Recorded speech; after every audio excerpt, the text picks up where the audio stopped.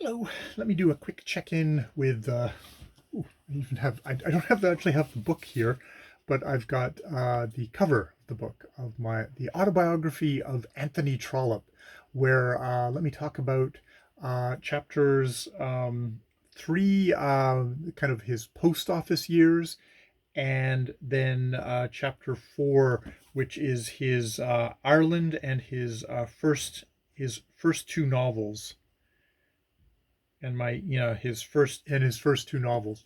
So yeah, let's finish off with the post office, where his post office time, well, not all his post office time in London is not great. He is in poverty. He's not doesn't have enough money to really live by. He is in abject poverty, and he's basically taken against, at least as Trollope puts it, he is taken against by his superiors, who he apparently is tardy. He's not coming in on time, which it's like, you know, you can be shitty at a lot of stuff, but if you're not on time, people will start noticing. And so maybe there is a thing there, that, and he does seem to be building castles in his head. As I mentioned, I think in the last video, he's making these castles of his of stories in his head, which I don't know if that would make you the most focused of fellows. Um, but what happens is he gets an opportunity, which is there's these surveyor clerk positions that are throughout the country, and there's a couple in Ireland which are considered the worst. Like, no one's going to take them. And they get a letter in saying that they're dismissing the last fellow because he's really just completely incompetent. So they're thing, and he reads this, and he goes to the boss who he's been at odds with, and says, "I volunteer. Send me." And the guy, it's the surveyor general or whatever, colonel, is like, "Yeah, great. I can get rid of you. I'll send you to Ireland. You'll probably fail out there." And indeed, and so he gets to go. Before we finish the post office years, he does actually have friends that he meets. He doesn't seem to be somebody who makes friends easily, and indeed he talks about himself being somebody who is always kind of needy, desperate for friends. So he does actually make friends, and they seem to have kind of rowdy times, um, talking about to save the money for transportation.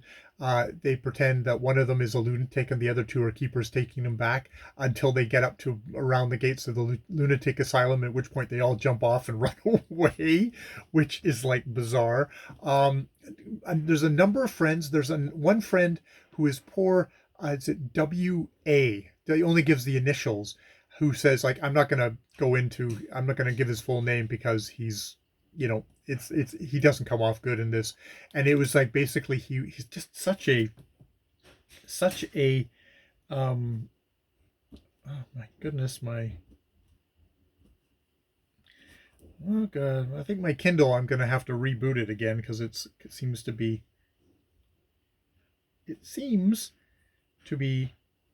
not working that well.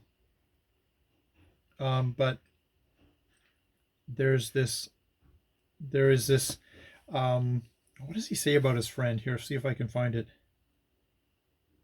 Oh,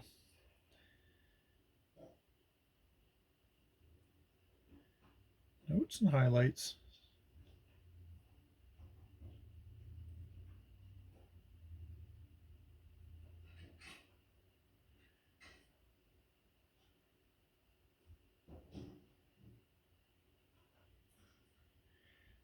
Yeah, WA. He was a most perverse,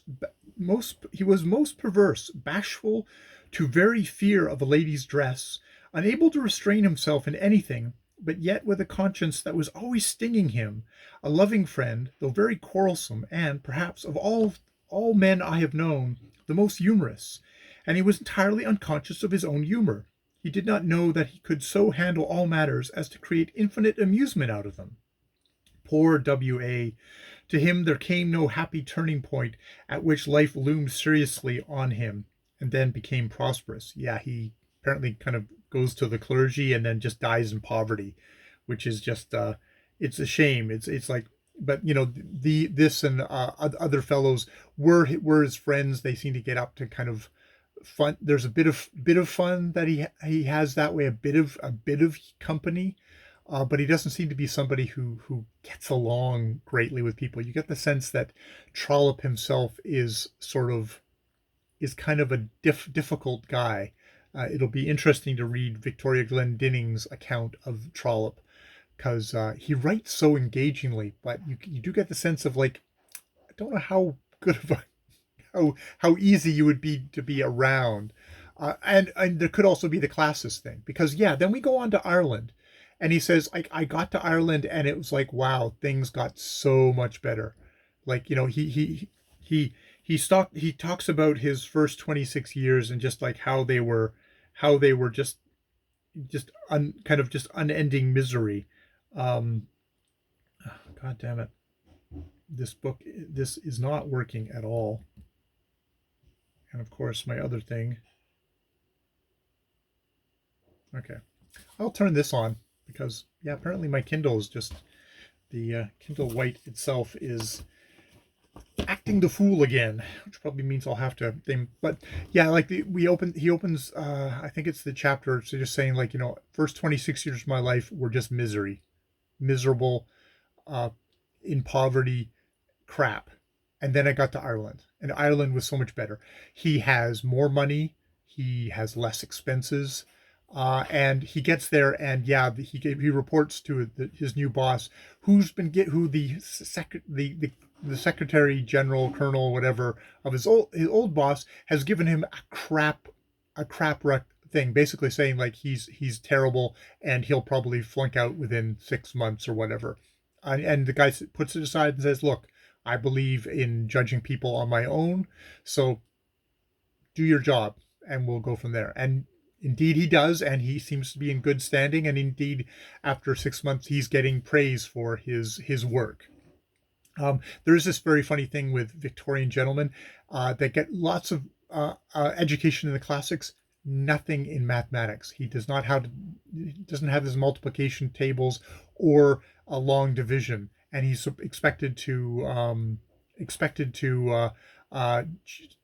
go over the books of postmaster people, and basically audit them. And he does seem to figure this out. The first guy he has to audit, he gets the guy to help him. They figure out, yep, you're in horrible debt and you're never going to pay us off, and then he gets dismissed. But he did help me, which is like, oh, that's just that is just super. He also discovers hunting. He discovers his love of hunting, and it becomes indeed a kind of a lifelong obsession with Trollope. He loves hunting, and indeed, as he says in this autobiography himself, he's like, I always try and work in a chapter on hunting in all my novels, whether they need it or not. And you probably would say some of them don't need it, and it's like, yeah, it's true. There's always a hunting chapter. He is not lying. In the this doesn't even fucking have Kindle on it. The in all the in all the books, he always has a kind of a thing on hunting, which is like, it is so hilarious that way. So yes. And not inconsequentially, he also meets the woman that he is going to marry. Now, he gives this very short shrift because it's like, that's private matters between my wife and I.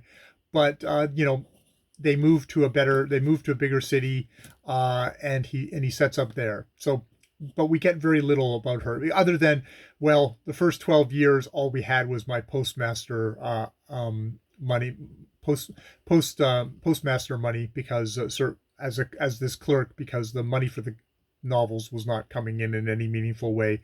And indeed, he recounts his first two novels. The first one he sends off, which I thought, oh, that had a really good plot. I fell down in the telling because I was just learning my craft. It got sent to his mother. Gave it to his mother. He asked his mother not to read it because nobody in the family thought particularly he was going to cover them in glory with his author stuff. And indeed, there was his father, his mother, a sister, and possibly a brother had all sort of gotten into the authorship, and they're like, really, you're going to do it as well? And not expectation. So he asked his mother not to read it, just hand it on to the publisher. And the publisher said, okay, yeah, I'll pay you half the profits. And that was the last he ever heard of that. Didn't get any, not surprisingly. And the second one, it went to a different publisher. And yeah, it was a loss to the publisher. The publisher who at the end said, like, people aren't really particularly interested in Irish stories. And, you're probably not, this isn't probably something you should continue with. But I'll look at the next one that you come out with. If you do, I'll take a look at it. So it's a little bit contradictory there, but as Trollope says at the end of the section, it's like, well, the odds weren't great. It's like, maybe 1 in 20 that I was actually going to make it, that I was going to make a go of this. So I didn't particularly blame the diffident manner of the publisher at that point. He said, but all I had to lose was the price of ink and paper, and his time. But that's all I was investing in. It was ink and paper. So that's pretty good. Pretty good. What I have to monetarily put in versus what the potential rewards are, which they indeed, for Trollope, were great rewards, because he becomes obviously a very successful novelist. Yeah, and I mean, very much Trollope is continuing along here. You can see with these first like 26 years of poverty, of struggle, of kind of getting kicked about, that you can see why his attitude towards stuff of like, this has got to pay, and how much does it pay, and being very, very, very open about it.